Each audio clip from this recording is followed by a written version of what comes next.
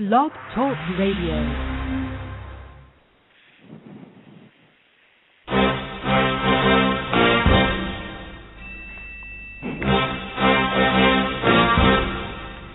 The minute you walked in the joint, I could see you were a man of distinction, a real big spender, good looking, so refined.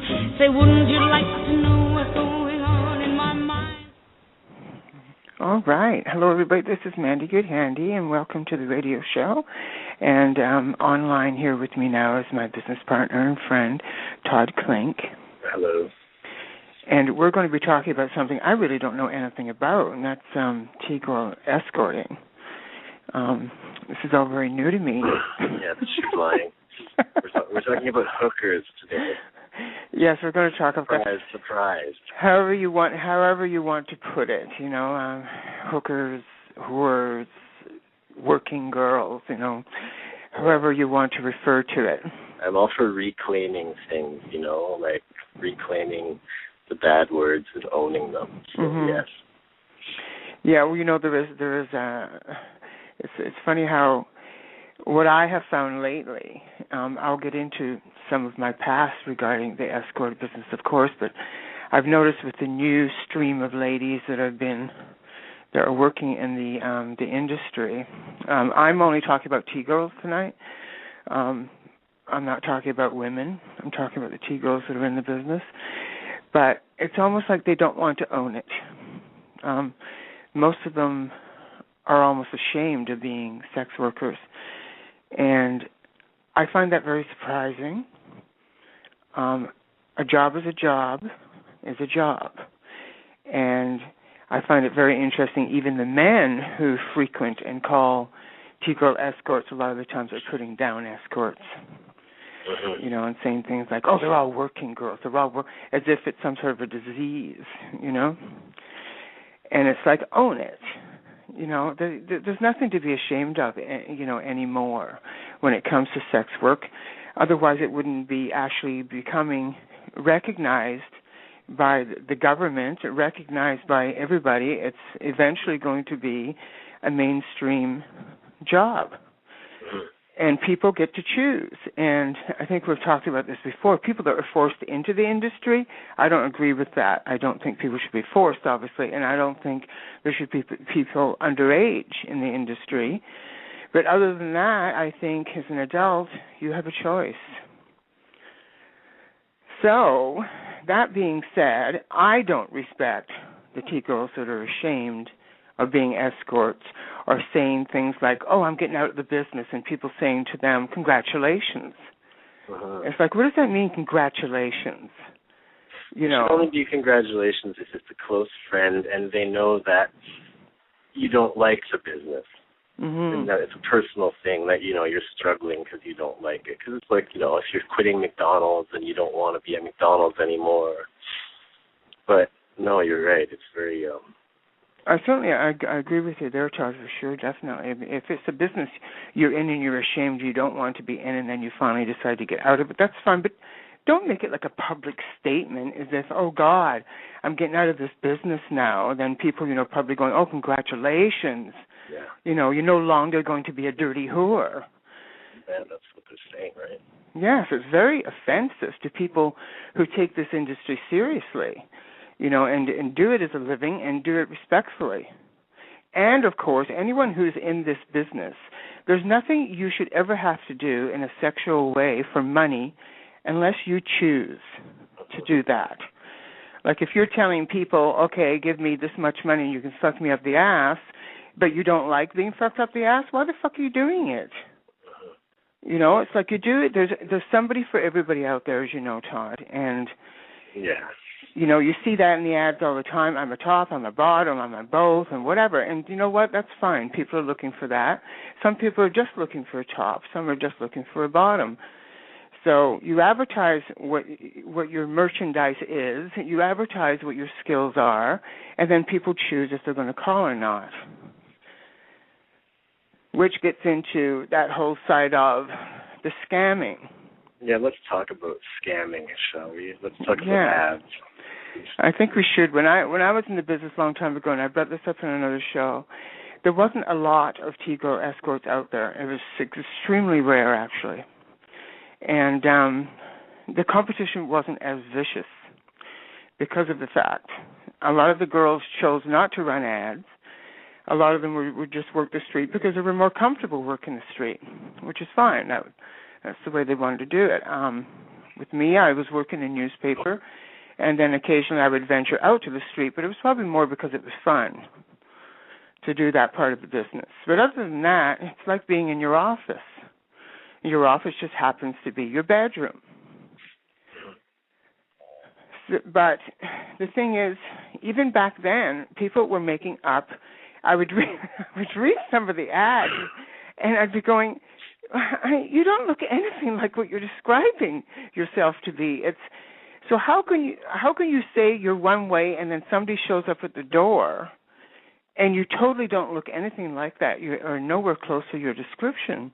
I've always found that. That's my biggest sort of, when I was an escort as well, is my biggest sort of pet peeve, but also my fascination and confusion is how do you deal with advertising the total opposite of what you are all the time?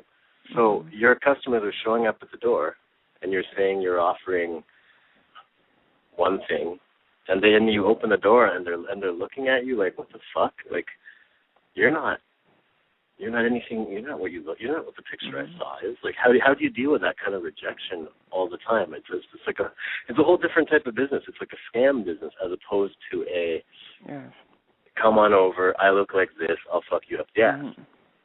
What was happening back then is the ladies were just hoping that it was so inconvenient for the men, and the men had to jump through hoops to even get to visit you, that they would just hope it didn't matter if I said I was 140 pounds and I turned out to be 340 pounds. It's like we're hoping he just stays anyway because he just wants to get off, and he doesn't want to have to go back to the telephone and start phoning more people. Yeah. Because it's an ordeal for the men too. They're phoning an ad, and then they get the nerve up. There's a lot of psychological warfare going on in their heads, and they have to deal with that. So a lot of the girls were relying on the fact that the guy would come, and he would end up just wanting to get off anyway, even if they didn't look anything like what he thought. Mm-hmm. So that was part of it. The other part was they were literally robbing these guys. Yes. And there was a lot of that going on. And, of course, without mentioning names, but I know there was a couple of ladies in the industry, pretty faces, definitely. They would just stick their head out the door as they answered it, and then the guy would come in. They'd go, oh, come in, kind of like. And then all of a sudden, they would stand up to their full height, and they're really tall and really big, and it's like, it was shocking for these guys, but they would stand. Then at that point, once the guy walked in, they'd stand up against the door. They'd pin them against the wall and rob them, right? Yes. I've heard of that famous one I heard about many, many times, yeah. And there was a lot of that going on. I don't know if there is as much of that going on now or not, because I'm not really fully in the industry. But that certainly was a big thing back then, and it was getting to the point where the men were they would just stop calling ads because they didn't know what they were going to get. And then, of course, when they are phoning your particular ad, you have to jump through hoops with them all of a sudden because they're not trusting or believing what you're saying. Mm-hmm. So it was really quite difficult back then because you're trying to explain, well, yes, I am that height, yes, I am that weight, and yes, I do have this and I don't have that, and I do this and I don't do that, and there's just a lot of it in their ads. They were saying they did everything under the sun, and then, of course, you would hear guys, once the Internet came along, guys were a lot more protected, I think. I think so. I've always, the Internet became, in a way, the better business bureau for escorting, so, like, review sites can come up, and yet there's all kinds of fake reviews and all of that. No, that's but it is, but I've still always felt things are better for guys and for escorts with the Internet. Pre-Internet, there's too much room for scamming on both sides. Yes, there's certainly was. You can demand somebody send you a picture. I mean, if I was going to call an escort and they didn't want to send me, I'd be like, you have a fucking phone, take a picture, send me one right now. It's not unreasonable. Which probably in a little while from now, it'll all be about that. When you and escorts will probably be requested when they answer the phone to have their video image. Phone. Exactly. And you know what? All the power to them. You know what? I think there should be no hiding. There's no need to be hiding. The person's going to be walking through your door in a couple hours and is going to see you anyways. You know. Yeah, it's going to have to get to that point where, you know, people want to see what they're getting, and I don't blame them. But then, on the other hand, there was the other end of it that used to drive me crazy. There's the men that used to call, and they were playing a big fucking game. The whole thing was a game, but, you know, I can't even tell you, Todd, how convincing they were. Or you'd right down to they'd call you even right up to the payphone. That's right up to the payphone. And I've described this before in a previous show about how it used to work because there wasn't a lot of cell phones. And so guys were using payphones, or there were, you know, a very few of them had cell phones, but they were using payphones usually. But the ladies who were working, you knew which payphone booth was at the end of your street, and you knew the phone number. Yeah, this is a safety thing. Even when people started having cell phones, you would still, I don't know if people do it these days, but you would still make people phone from the payphone closest to your house so that you knew they were in your neighborhood so that you could, and if you had a good view, I've known many people who could actually see the payphone from their window. Yeah. And then you could see the person, and it's a safety thing. And then you give them your buzzer code and your actual unit number. I had that when I was on Wellesley Street. The payphone was right across the street from me. And I knew when the guy was calling from there because I could just look out my window and I saw. And so it was like a double safety. Yes, he showed up. He actually went that far. And yes, you know, now I can commit. Because the problem was they were making fake appointments. And I don't know if it was a big fantasy. I have no idea even to this day what it was about. What is that about? I know. Or would they make the appointment and then they'd run away because they got scared or nervous? It's like I'm thinking, you know what, we're running a business here. You're wasting our time and you're taking up our time. And then what happened after that was the girls were starting to collect phone numbers when the cell phones all kicked in. And the girls are memorizing the phone numbers, and if a guy didn't show up, the girls would phone and threaten them. So it just became this big mess. And then, of course, the guys would block their numbers, and they'd wonder why a girl doesn't want to talk to them. So it's like if you phone an escort and they can't see your number so they can confirm and save their asses, then don't call them because you're just wasting everybody's time. So, and I understand that you don't want anybody phoning you, you know, because maybe you share your phone with your girlfriend or your wife or whatever, or you don't want phone numbers to come up on your bill, whatever the reason, then get a pay-as-you-go, you know, if you're really into the escort business that much. I mean, speaking of phoning, this is one of those shows. A lot of times we like to just not. I mean, we don't get callers. We don't know if we have a lot of people listening. This is one where, don't you agree, Mandy? I think I would totally welcome anybody to call escorts or clients of escorts. You know, to call in. I would love that too, and I wish they would. I wish more people would call in, especially. Well, I'm just going to give the info so they do. So I typed in to the chat room my phone number. I'll say it out loud, but 416-706-4237. That's the cheapest way for you to do it. You can text me your number, and I'll call you from the computer so that it doesn't charge you long distance. You can go into the chat room that we have on the show. And I put my number in there, or you can ask me if it doesn't show up there. But I'd love to talk to a client if there's a client out there, or someone who knows a client, or somebody who can give some input, because you got to have all sides to the story. I can only give my experience, and I don't speak for all T-girls out there, and I certainly don't speak for all T-girl escorts out there. And that's not what I'm trying to do. I'm just giving my opinion on it and my experiences on it. But it's a two-way street, like I keep saying, and let's cross our fingers, once it is decriminalized, where you can actually turn around and say, I will give you a blowjob for $100, and you can actually state what you will do and what amount of money you want. Until that happens, there's always going to be the game back and forth. And both sides take advantage of that sometimes. The girls will do an illusion of what, they're pretending they're going to give somebody, and they don't. The guy ends up not getting what he wanted, and vice versa. When you were an escort, did you just say it like it was on the phone? You really couldn't. You couldn't. You had to be so careful. I didn't give a fuck. Well, you were brave and good for you, but. Well, I was just like, really, are the cops going to really call my house and like... It was happening, Okay, I guess I'm just lucky. But... Yeah, you are, because it was definitely happening. People were being busted, and you just had to be careful with the wording. So it used to have to always be, my time. You're paying for my time, even though technically that was still criminal.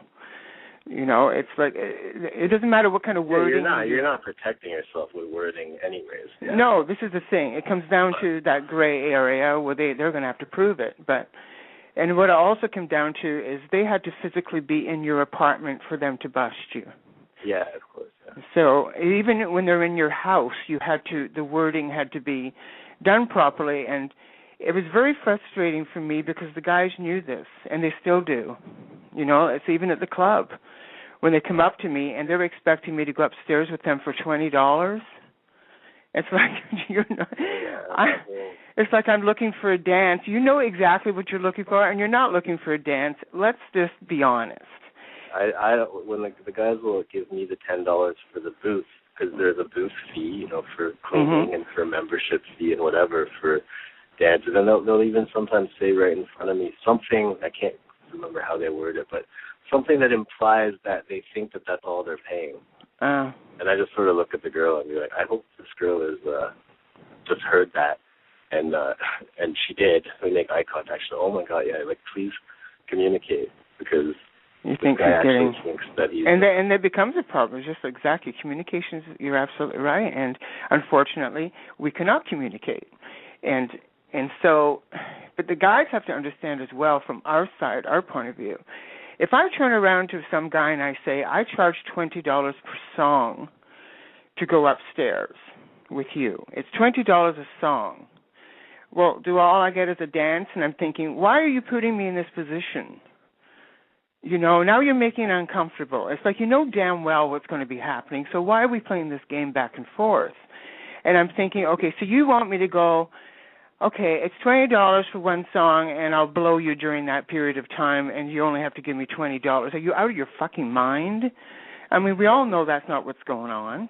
It's a simple matter of it's $20 per song, and what I say to them is it's a minimum of 5 songs, but I will give you a blowjob for free. And that's the only way I can say it to them. And even then, they're still not getting it. Yeah, that's pretty fucking clear. It is very clear. The thing is, because our club is a legal sex club, we can have sex. But we cannot charge money for sex, which makes sense. So the only way we can possibly put it is that way. Right? Yeah. Well, yeah. So why are the guys still playing the games back and forth? I don't understand it. And then there's the ones, well, I don't pay for sex. Well, okay, then what the fuck are you doing here? So let's talk about ads. Yeah, oh dear. Okay, so honesty. If anyone's listening has listened to us for much of the topic of hooking and honesty is probably one of the thesis statements of me and Mandy. It's all about honesty. Mm-hmm. So I've as a writer and somebody who follows the fringe and somebody who all my life, ever since I first moved downtown to Toronto, I would look at the hooker ads, I'd look at the female ads, I'd look at the tranny ads, I'd look at the gay ads. I just find them interesting. And then when I started working, I had my ads, and they were there too. But I see the most funny things in the ads. I see penis sizes growing. Penises do not grow. Am I correct, Mandy? Yeah. Once you hit a certain age, it's like it doesn't get bigger as you go along. Right. You pretty much, once you're about 16 or 17, you're at your biggest. So these are adult escorts. And the other thing that happens is, so when they start, I see competition happening. I'll see like the ads all started to get bigger, and then one girl's is bigger, and then the other girl's bigger, and then her dick's 2 inches bigger, and then hers is 3 inches. I'm like, how is this happening? And then the ages. There are people who have been 24 for 15 years. Just the math. Am I right? Honey, I pulled the same one myself. I have to be honest about that. Yes, let me. You know, that was the one big lie that I always did, was the age. Only because you're screwing yourself if you tell people that you're a certain age. But did you keep it the same age for 5 years straight? I was 29 for about 4 years. Okay. Yeah, I'll have to be honest about that. And in my newspaper ad. You know what? Ladies can kind of get away with it. It's a double standard in society. I think ladies can get away with that to a degree. Well, this is the thing. And then when I got older and I thought, no, honey, I can't pull 29. I can't pull that off anymore. I had to come to the realization. And I would just tell people. And rarely, it was interesting because rarely the guy didn't give a shit about your age. And when they phoned me, and if they ever did ask me, they'd say, well, how old are you? I go, well, I'm an older lady. That's all I would say. And it's like, yeah, I would think it's not as important in the T-girl world. Would you agree? In terms, like in the boy world, it's very important age, and in the female world, I would say it's probably very important age. But T-girls are kind of special and kind of, isn't it less important? Well, maybe it's because we're still kind of niche-y, you know, and the numbers-wise, there isn't like thousands of us.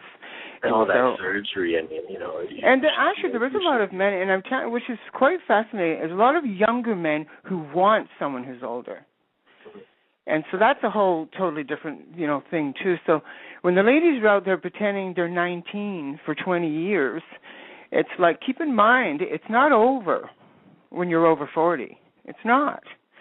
And there's a lot of young men into that, and then there's a lot of the older men into it because they like the conversation. They like a lady who has a little more experience. Oh, I've definitely talked to guys at the bar who are open about their connoisseurship of escorts, and they just don't want to talk to the younger ones because they don't have the patience for younger people in general. They're like, oh, these younger ones, they're pretty to look at, but God, it's too much crazy for me. And there's like something for everybody. And you know, I think part of the crazy is the amount of hormones that the ladies are starting to put through the system. Oh my God, it's insane. They're getting to the point where they're just squeaking, you know, and because the hormone can affect your voice, it can make your voice more feminine and higher. So they're thinking the more and more hormones they get on, the more they're going to be like female. But what's happening is hormones can screw your head up. And so you've got these screaming memes running around, you know, who you can't get a single sentence that makes sense out of them. And then they're putting on these voices that are like, you could break glass, you know. So I'm concerned about that too with the younger ladies that are, you know, coming on. And then they're on hormones and they can't get it up. It's like, honey, you're an escort. That's part of what escorting is, you know, is to be able to give a service. So, and you know what? It's fine. If you can't get it up, you can't get it up. But don't tell people you can if you can't. And then they come to the door and they don't get what they're looking for. That was one of the big things I used to hear a lot. It's hard with that. The guys would come and see me, and they come back again, not because I was the best escort or the best looking or anything like that. It's because I was able to function. And when I said I was fully functional, that's exactly what I was. And I was a top. And that's a niche in itself, right? It's probably the hardest thing. As it's from the outside looking in, I sympathize with both sides in that. I totally agree with the honesty part. You need to be honest about if you can function or not. Mm-hmm. But also, as a guy who's into transsexuals, I would imagine a big part of it would be, we know this, a big part of the experience is the penis. Mm-hmm. And they're all wanting, many of them are wanting an experience with a penis.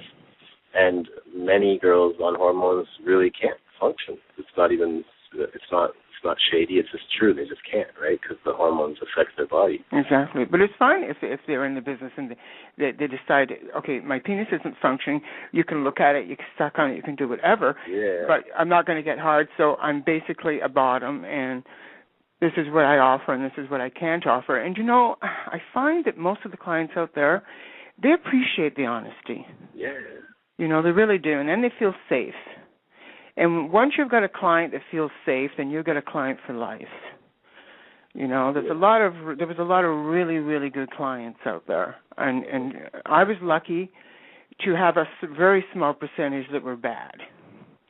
You know, and most of them were good. The people that would come and see me. So I have to put that out there. I don't want the guys to think I'm slamming them all, because I'm not. And it's funny how they still come around after all this time. And I'm sure they've done the math and know I'm not 29 anymore. But they come into the club. Sometimes a guy I haven't seen in a long time, and you know, he's kind of come in and he's going, well, I come in because I want to see you. That's why I'm here. And I used to see you when you were in Mississauga or in Pickering or whatever. And they would remember. And it's only because they remember that what I offer is what I give. And so they wanted to come and see me in particular. And those times were always interesting, considering the other girls are sitting there, and I'm sure it's like they see me disappearing upstairs for somebody, and it's only if they ask for me in particular.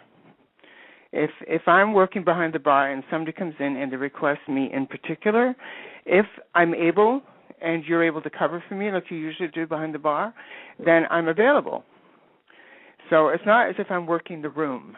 But that goes to show you it's all to do with taste, individual taste.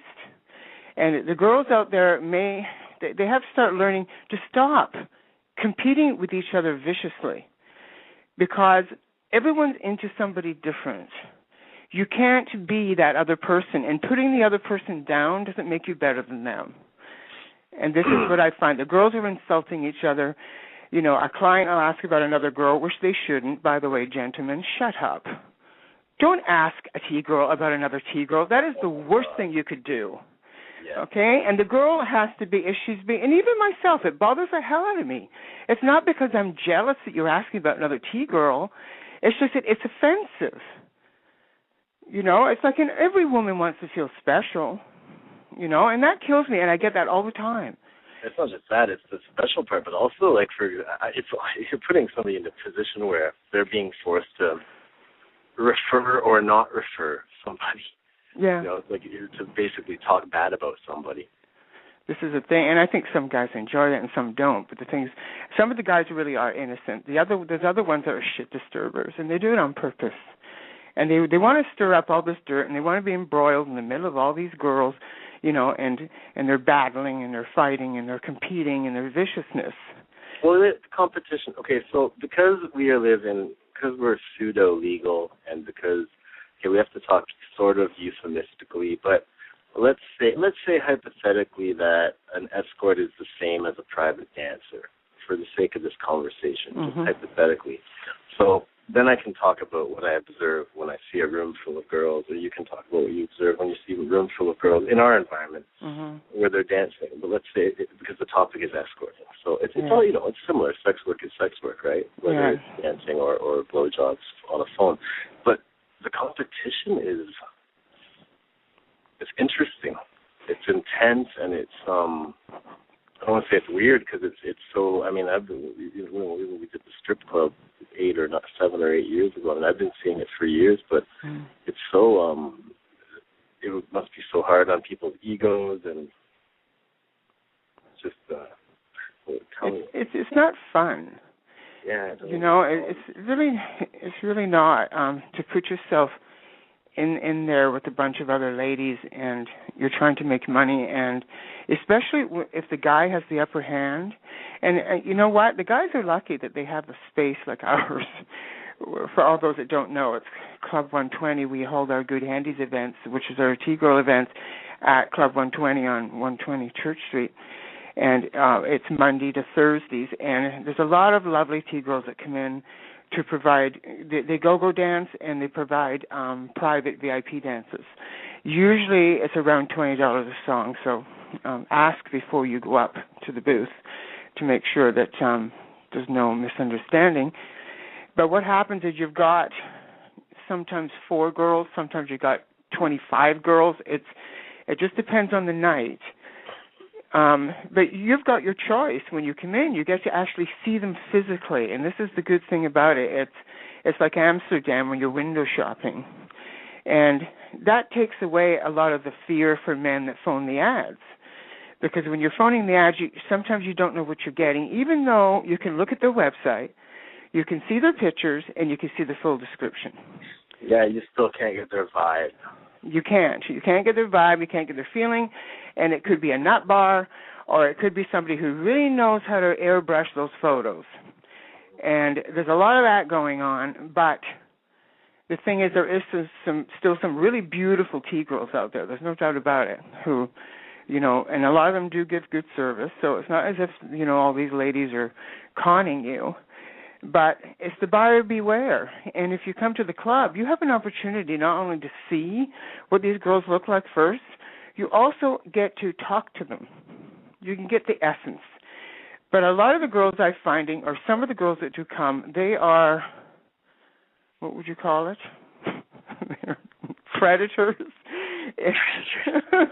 Yeah, well, they're predators. And what they do is they rely on the fact that the men are coming in nervous and scared. And so they figure if they jump on them right away, the guy was not going to say no because he's too nervous and scared. So they manage to grab the guy really quick. And so this is what they're doing. They run around and they snap. The other thing is, I think I explained this to Todd one other time, comparing what I was watching with the ladies. It's like a game of chess going on with real people. It's fascinating, the movement that goes on. Maneuvering. The maneuvering is incredible, and the cock blocking is disturbing, you know, of the amount of work they put into it, you know. And so that's why we've created the rules that we have on the slower nights, the Monday, Tuesday, and Wednesday. We want to let the guys breathe. And so what happens is the guys can come up to the bar and at least get a drink and at least be able to look around and take the place in. And there's either myself or there's Sasha or there's Ember on the bar. They get to ask questions and talk to the bartender. So what is happening is the venue is making a little bit of money, which is fair, but the guy gets to sit and breathe for a minute before he gets pounced on, because we don't let the girls hang at the bar on Mondays, Tuesdays, Wednesdays, stand at the bar, because all they're doing is just jumping on the guy as soon as he walks in. So it seems to work better that way for the guy. It's created a relaxation, because it's not to just to make sure you're not getting the message that it's not like all these girls are animals and jumping on you. It's that to create to create some sort of fair play. We created that safe space of the bar so that if a guy wants to lean on the bar, because I call it, I mean, there are a lot of guys in the world, I find it's like the pub style thing where their bar experience is to lean on a bar and to chat with a bartender and to look around. And they don't want to be jumped on. And it's, you know, and I've a lot of straight friends, and they've told me about female strip clubs and stuff, and it's like if they walk into a female strip club and 6 girls jump on them, it's like, it's not acceptable. You know, they have to be allowed to chill a little bit. And the girls, I've noticed that the smart girls don't jump on people because they do better in the long run. Because then, you know. And sometimes being aloof is better, too. Sometimes it's just you're not so available. And it's funny because the ones that make themselves so easily available are the ones that end up getting that $20.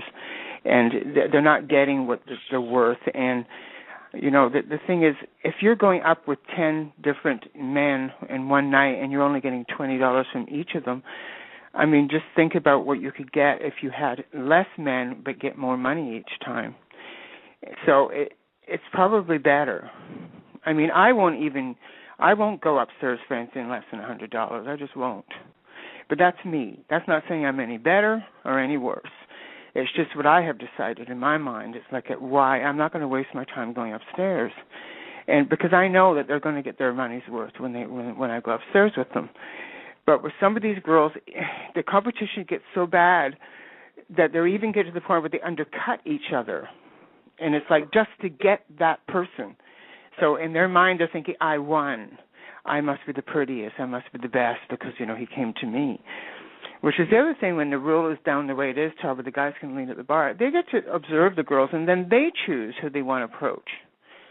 And the girls are learning. They're getting way better, I must say that. And the girls are learning they don't have to pounce. You're right. It's like, it's much more relaxing. The guy leaves happier, and I've noticed that lately. The guys are leaving happier. They used to, a lot of times they used to leave looking traumatized. Yeah. Do you remember that? It's like... I don't like to see somebody leave the booth looking traumatized. No. And then I'm wondering, what just happened there? Yeah. But, and the franticness, I mean, I understand times are tough. There's only so much money in the world to go around. But these aren't crackheads. Like, I know this for a fact. The girls who are around here, they're not crackheads. There's something else going on when they're in that competition mode. It's more psychological. Like, they're not, the desperation that sometimes happens with the competition doesn't seem to be like the desperation that would occur on a street when you're on crack and you need crack. Right? It's more like an ego thing. Yeah, it's an ego thing. It's not necessary. It's like, it's not balanced. It's like there's enough to go around. And there is. And like I was saying earlier, there's certain tastes. Not everybody is going to be into you. It's that simple. That doesn't mean you're not attractive. It doesn't mean you're not feminine. Whatever it is you're trying to achieve, it doesn't mean you didn't achieve it. And that's an important thing to know in your mind. If a gentleman comes into the club and he selects a brunette, obviously me being a blonde, why would I be upset about that? He wants a brunette. Or he wants a girl of color. And it's like, why would that upset me? Of course, I don't really work as much as I used to, so that also doesn't upset me, only because I'm not really after it anymore. So it's just select situations. But I do get to observe it more now, and almost like an outsider looking in when before I was in. And so I didn't really get to see the psychological warfare. But you've rarely also been... when I first wanted to enter the sex trade as a young person, I went to a strip club. I looked at it, and within the first hour, I was like, okay, this is not for me. I couldn't work in a room with 20 other guys in this type of thing. I need to do it through the phone, la, la, la. You didn't really ever, any of our club environments work extensively as one of the girls, in quotes, or am I wrong? No, I think the only time it was close to that was when we had the strip club going. You did day shifts for a while, right? Yeah, we didn't have enough girls that would come in, so I had to come in. It was fall back on me, and I don't like it. Educational for you. It was educational. I don't like that environment for me personally either. I think that it really shows a lot of ugliness in people. And it's really unfortunate it has to be that way, but you see it. And I know there's T-girls out there that are, deep down they're actually nice people, but when they get in an environment like that, they just turn, and it's not attractive. And so with me, I guess a lot of the guys would think I'm just aloof or I'm snobby because I wouldn't jump on people, and I would just kind of perch. And it's like, okay, if you choose to come over and see me, it doesn't not because I feel I'm better than anybody else. It's just that's my approach, which is lack of approach. I'm uncomfortable jumping on someone in that way. Well, I'd also imagine you'd have to have, this is why it didn't work, why I knew right away that I couldn't do it. I don't really have the type of thick skin to go up to people and be like, hi, would you like to spend time with me? And to be able to take them saying no. And so I thought, okay, I would probably be working at this strip club and I would just sit in the corner, and if somebody came up to me, then fine, I might get some work out of it. But you have to have thick skin if you approach people. And, it's only like certain girls, and again, let's be honest, there is a hierarchy of looks, right? And so if somebody is absolutely stunning and has personality, she may be able to just sit there quietly with her legs crossed and guys approach her, and she never has to deal with getting rejected. But it would be hard for the guys to know she has personality. Right, right. So that's the girl and talk to her. And a lot of really beautiful T-girls are nasty. Not all of them, but so the guys don't know that. They're intimidating too, right? And there's intimidation. There's all sorts of things. Some guys are intimidated by beauty. Yeah, the approach. So it's difficult for them to approach as well. I don't know what the 100% answer to that is, but I know that there's got to be a happy medium somewhere.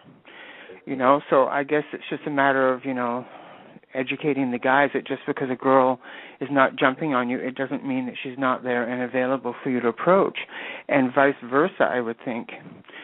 But, you know, for the girls out there that want to just jump on someone, I don't think I could have a lot of respect for myself with that, doing that. It looks desperate to me. And guys can, oh my God, let me tell you, they can sense desperation, you know, immediately. Yeah, well, it's the game. It's back to that honesty thing, you know. I don't respect the game aspect because there is a game aspect of it, right? And there's somebody can walk in and they're brand new. They've never been around, and people can smell that. Yeah, the new one. They're like, oh, hi. Oh, you're so handsome. Oh, I'd love to spend time with you. And the guy's like, oh, my God, this is so awesome. But, you know, I've had more than one guy tell me, this is contradicting a lot of stuff, but it's the same in the strip club, the female strip club. They say, you know, one of the reasons I like going somewhere where I pay for it is I feel attractive because I'm not attractive. They're honest about it. I've talked to guys, they're very honest about it. They're like, I'm older, I'm overweight. I can't go to a normal club and talk to any girl where she's going to actually show me attention. So at least when I go to a strip club or this type of club environment, I'm talking to girls, they're going to talk to me. They're going to actually treat me like I have some sort of value. So they like the attention. Denial? No, actually, I think that they're being very opposite of denial. Really? They're saying... But when they're getting approached by these girls, and these girls are treating them nicely and treating them well, and it's like they're flirting with them or whatever, if they think that's what the girl's actually doing, isn't that denial? No, these are guys who have told me bluntly. They've said, I know that I'm not attractive and that these girls are only approaching me because they want me to spend money on them, but I enjoy the experience of finally being somewhere where people talk to me. And it's fine. It's cool. So the game's okay. They don't mind the game. They know it's a mutual game. Yeah. It's honesty. They're honest. They're being honest that they're clients. There's nothing wrong with it. They're being actually very respectful of sex work. Let's talk about the ads because I don't look at the ads. Should I pull out a Now magazine? Yeah, if you have one there, that would be interesting. We're not going to mention any names or who the person is we're talking about, but and we're not trying to insult either. I'm fascinated by the marketing that a lot of the ladies are using. Like I said, I was one of the first T-girls to ever run a picture in a newspaper. First of all, it was very expensive because your ad had to be bigger than just a one or two liner. But it was worth it in the long run from a marketing point of view because that's one more thing that the guy would already know what you look like, and that was really, really helpful. And I was also one of the first on the Internet running my website on the Internet before a lot of the girls even wanted to go on the Internet. They didn't even know what it was, and neither did I. Somebody educated me on it, and then you were able to put even more information, including an email address and everything else. But that was a good part of the marketing then, where you could move into that next phase and bring it a little further. And with the ladies that are running ads in newspapers, I'm surprised the newspapers are still working because of how far the Internet's come, that the girls would be spending. And that's fascinating. The girls will spend $100 to $200. Oh, no, way more than that. Well, whatever they're spending, they'll spend that much money on a newspaper ad, Todd, but they wouldn't even give us $2 to run an ad on our website. It was just the weirdest thing. It's like, are you out of your mind? There's more people looking through our website for escorts than there is in a newspaper when it comes down to it percentage-wise of guys who are actually looking to phone an escort. And I always find that strange that the girls, they're not savvy to that.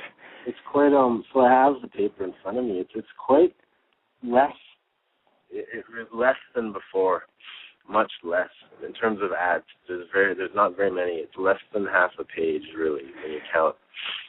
But there are seven of them say fully functional out of out of like 11. So fully functional is a big catchphrase. I don't see any new in town. Is there anybody that's wet? No, I don't see any wet. I always laugh at those ones. The ones that put, I have a wet penis or a moist penis, or I have. Well, they're like, I'm very moist, and I'm thinking, do you even know what that means? What does that mean? You have something dripping from your penis, and someone should call you because you're wet. I think that's very strange. There's nobody less than 7 inches. Oh no, there's a 6.5. Okay. Okay, well. But it's like it's all about 6.5, 7.5, thick, 9. Now I see one that's 9.5. She didn't used to be that, but it grows. Oh. And 9.5. Yeah, man, that's like. Oh my goodness. Well. It's quite a mouthful or an assful, I guess. Well, I guess.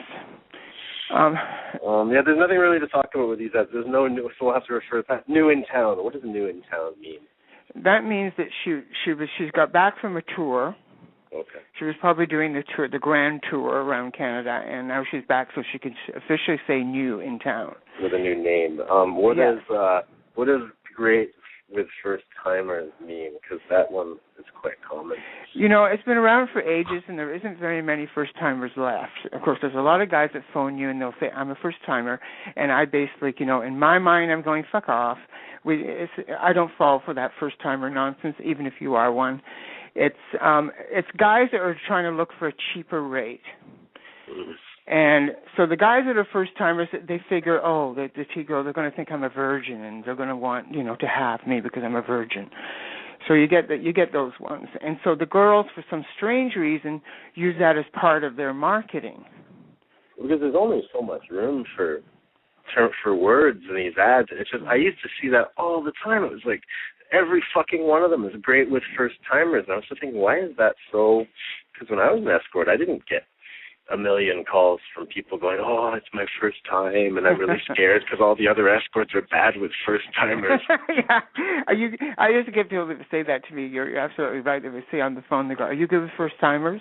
Because my ad didn't say that, and I thought I covered almost everything, but look at that, I missed that one. Oh, so it is important then. Well, apparently it must be, but I think it's a game. I think the guys use that as a game, as part of their game.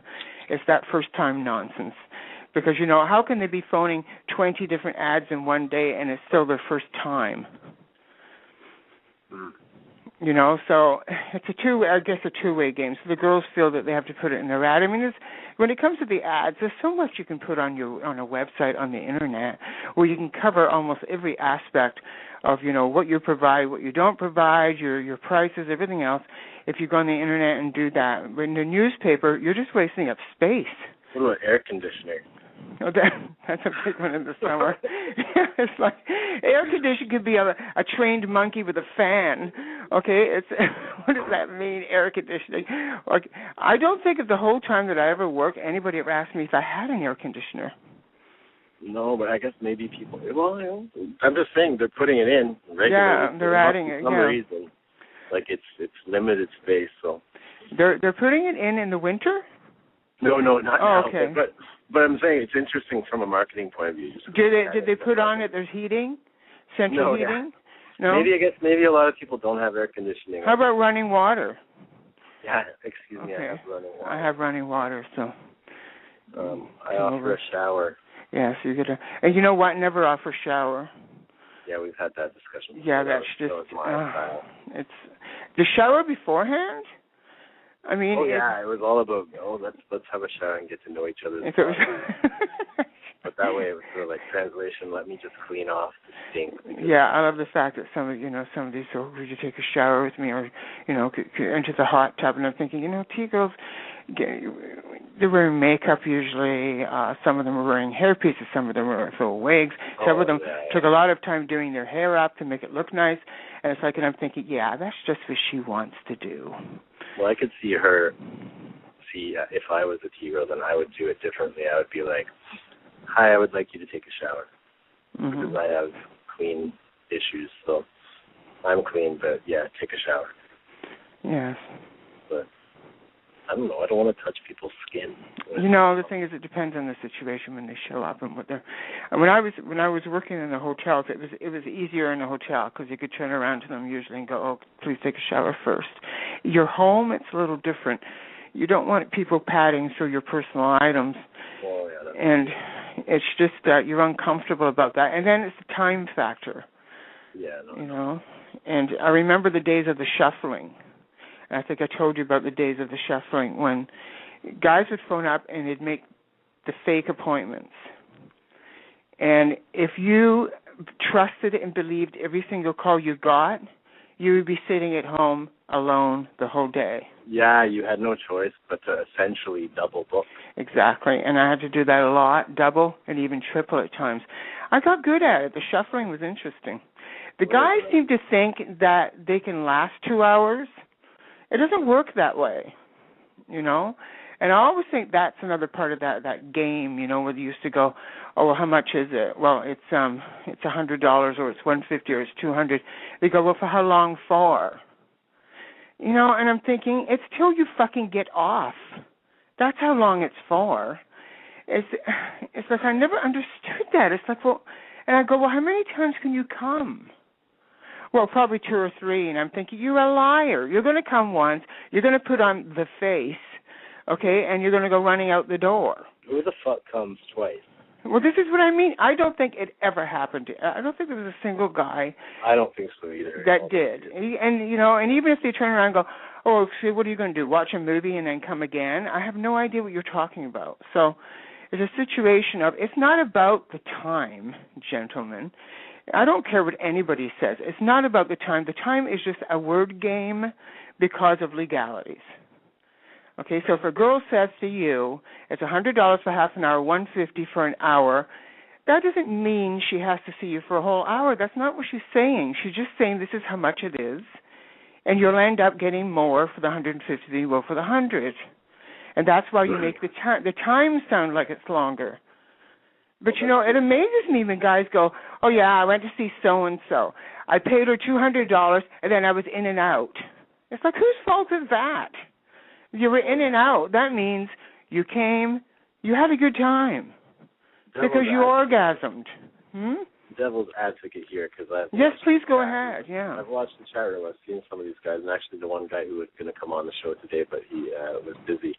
Yeah, they're always busy. Something he was talking about was time, was the whole lie about that and stuff. And I don't know. I think it's not a lie. It's a safety.